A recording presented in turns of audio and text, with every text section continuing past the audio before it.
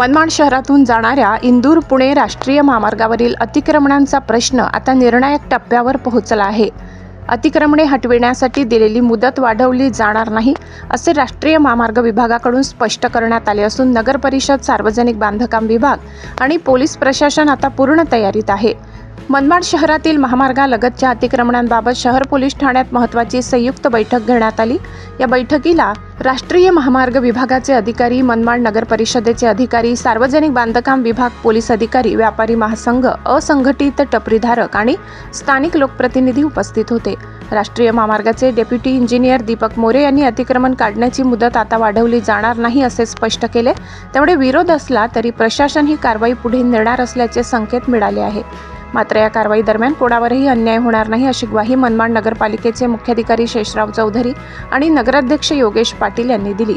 गरजू टपरीधारक आणि छोट्या व्यावसायिकांसाठी नगरपालिकेतर्फे गाड्यांची व्यवस्था करण्याचा प्रयत्न केला जाईल असेही त्यांनी स्पष्ट केले. बैठकीत अतिक्रमण धारकांनी पावसाळ्याच्या तोंडावर कारवाई करू नये, गरीब व्यावसायिकांचे संसार उघड्यावर आणू नयेत आणि पर्यायी जागा उपलब्ध करून द्यावी अशी मागणी केली. यावेळी आरटीआय कार्यकर्ते रवी निकम, ज्येष्ठ सामाजिक कार्यकर्ते प्रवीण पगारे, रिपब्लिकन पार्टी ऑफ इंडियाचे जिल्हा नेते गंगादादा त्रिभुवन, विलास अहिरे आणि टपरी महासंघाच्या पदाधिकाऱ्यांनी आपली भूमिका मांडली. पोलीस उपअधीक्षक बाजीराव महाजन यांनी पोलीस बंदोबस्त उपलब्ध करून देणे ही प्रशासनाची जबाबदारी असल्याचे सांगितले. तसेच नागरिकांनी या कारवाईकडे सकारात्मक दृष्टीने पाहावे असे आवाहन केले. पोलीस निरीक्षक विजय करे यांनी अफवांवर विश्वास ठेवू नका, कोणावरही विनाकारण अन्याय होऊ दिला जाणार नाही असे स्पष्ट केले. मनमाड शहरात महामार्गावरील अतिक्रमणांमुळे वाहतूक कोंडी, अपघाताचा धोका, पादचाऱ्यांची गैरसोय आणि आपत्कालीन वाहनांना अडथळे निर्माण होत आहेत. एकीकडे महामार्ग मोकळा करण्यासाठी प्रशासन ठाम आहे, तर दुसरीकडे छोट्या व्यावसायिकांच्या पुनर्वसनाचा प्रश्नही तितकाच महत्त्वाचा आहे. बोलायचं, त्यांनी सुझाव काय द्यायचा, ज्या गोष्टी करायला निघालेल्या आहेत त्या कायदेशीर आहेत. राहता राहिली गोष्ट आम्ही प्रोटेक्शन देतोय. काढणाराने जर नाही म्हटलं तर आमचं काही नाही. त्यांनी ठरवलं काढायचं तर आम्हाला उभं राहणं आहे. 55 डिग्री असो नाही तर 45 डिग्री असो, उभं राहणं आहे दादा, त्याला काही अपील नाही. आपण बसलो यासाठी बसलो की तुगलकी कायदा किंवा इंग्रजकालीन कायदा राबवायला नाही बसलो. त्याच्यामध्ये काय वे आउट काढता येईल ते तुमचे पण सजेशन्स द्या. तुम्ही पण तेवढेच हकदार आहे या गोष्टीमध्ये. अयोग्य आहे हे ठरवायला इथं बसलेलं आहे. अगदीच 100% सर्व जे टपरीधारक आहेत यांची अगदीच जास्त मोठ्या प्रमाणामध्ये पुढे आलेले आहेत. रस्ताच बंद झाला अशी बी नाही परिस्थिती. काही आपल्या जागेवरच आहेत, पण काही लोकांनी अतिक्रमण केलेलं आहे. ते तुम्हाला बायफर्केशन वर्गीकरण करावं लागेल दादा. आता मी एकात्मता चौक, ते एक्झाम्पल सांगतो फक्त. एकात्मता चौक ते डॉक्टर साहेबांचा पुतळा या दरम्यानचा रोड बघा. 60 फुटा 50, 60, 70 फूट रुंदीचा रस्ता आहे. रिक्षासुद्धा जात नाही. एका गृहस्थाचं नाव घेत नाही मी, तुम्हाला बोटाने दाखवीन तिथे जाऊन. 10 फूट गाळा आहे पण 15 फूट पत्रा मारला पुढे. आज आतमध्ये दुकानात कमी सामान असते आणि पुढे 1.5 पट सामान असते. का बरं असं? ही पाप योग्य नाही ना. बरं कसं आहे, एक पत्र आलं आहे मला निनावी, अतिशय सुंदर भाषेत लिहिलेले मराठीमध्ये. त्यात अमोलला मजबूत शिव्या घातलेल्या आहेत आणि दुसरा मी आहे की ट्रॅफिक होतं आणि अमोल कस जयंतीचं अध्यक्ष होतं आणि त्याच्यानंतर मी अमोलला काही बोलत नाही आहे म्हणून मला, आणि अगदी असंलिखित मराठीमध्ये आईचा उल्लेख करू नये ना.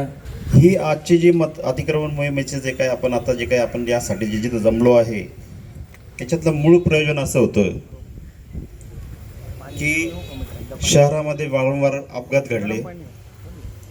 ते अपघात का घडले याच्यावर मोठा खल झाला. मध्यंतरी चांदोड रस्त्याला 2 बालकांचा अत्यंत वाईट पद्धतीने ते ट्रक खाली आल्यामुळे त्यांचा जीव गेला. रस्त्याच्या दुतर्फा असलेल्या लागलेल्या मोटरसायकली,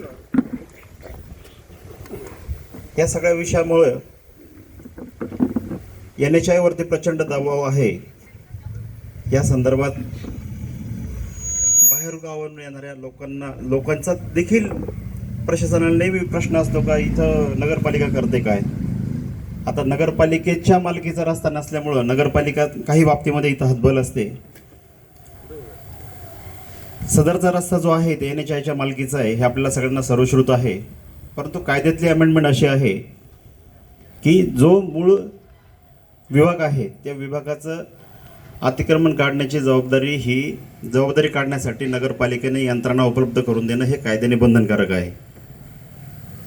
त्यामध्ये